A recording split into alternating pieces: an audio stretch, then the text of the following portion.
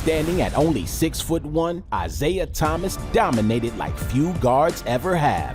With his scoring ability, ball handling, and legendary will to win, he gave the Detroit Pistons bad boys their rough and tumble identity on their way to back-to-back NBA championships. Isiah Thomas. Oh, what a pass! Oh, that's the pass of the year. I knew he was going to be special. I did. He's one of the most special basketball players we've had in this league, and one of the most unselfish, because he could have scored 30 points a game, but you know what? He understood that he couldn't continue to just chuck shots up because he wasn't producing wins. And all of a sudden, he allowed his teammates to play a heavy hand in what they did offensively. He tuned up his defense. They came up with a mindset of how they were going to beat teams, how they were going to get past the Boston Celtics in general, and they did it. And they did it by just playing physical basketball and him facilitating more than just shooting. And it was an amazing turnaround of unselfishness by a player that we've seen in the history of this game. And it led to him beating teams that other players couldn't beat, quite honestly. I mean, Isiah not only beat Boston, he beat the Bulls consistently, he beat Philadelphia. He's had success against all those top teams at that point in time in the Eastern Conference, and it culminated into 2 NBA championships. Feels like heaven. Isiah was a guy just like, to me, I put him up there like one of the best guards in history because I had to play against him when they were the world champions, the bad boys, when they were beating people up on the court, physical. His tenacity at his size, his leadership, his not backing down. You know, my favorite memory of him is scoring all those points. I think it's 23 points in the quarter on one ankle against the Lakers.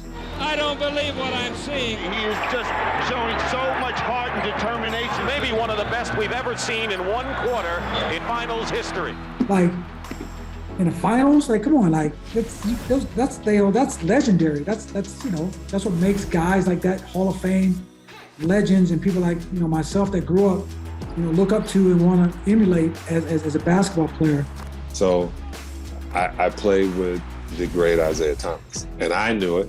I still know it, All the way up, go! That is literally carrying the team on his back. First time I met him was in '79, and we were playing in the Pan Am games.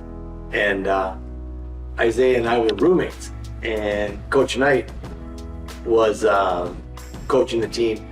Isiah was going to Indiana, so Isiah was just it was June, and Isiah had just graduated from high school and was going to go to Indiana the following year. And I was at the University of Minnesota, and I'd be in my room and I'd be trying to sleep, and Zeke would say, "Ken, I can't sleep." I'd be like, "I know you can't sleep. You're waking me up. I'm exhausted," because Coach Knight is killing us with practice. And just we're having 2.5 hour twice a day.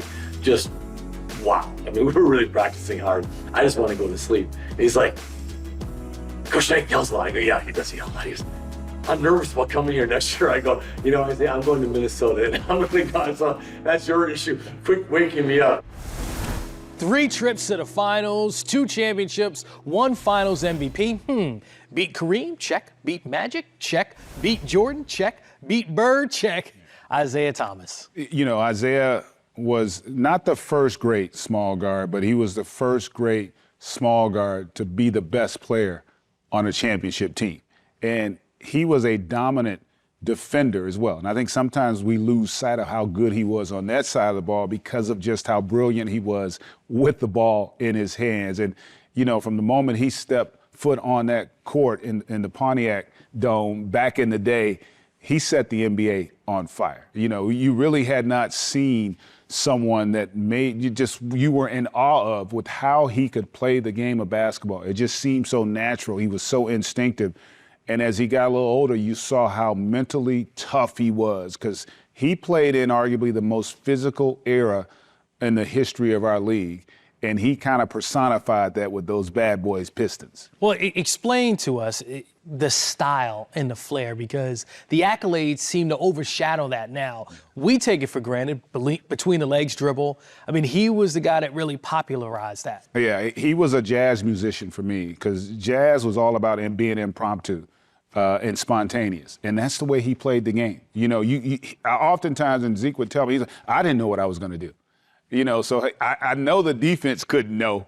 And, he had the complete package. That guy would go in amongst the trees and could finish with the best of them. He had the mid-range.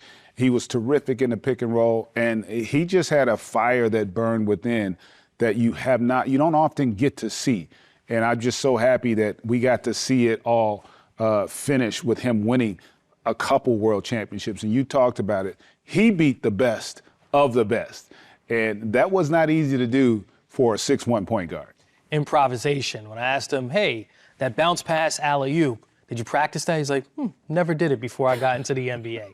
Unbelievable talent.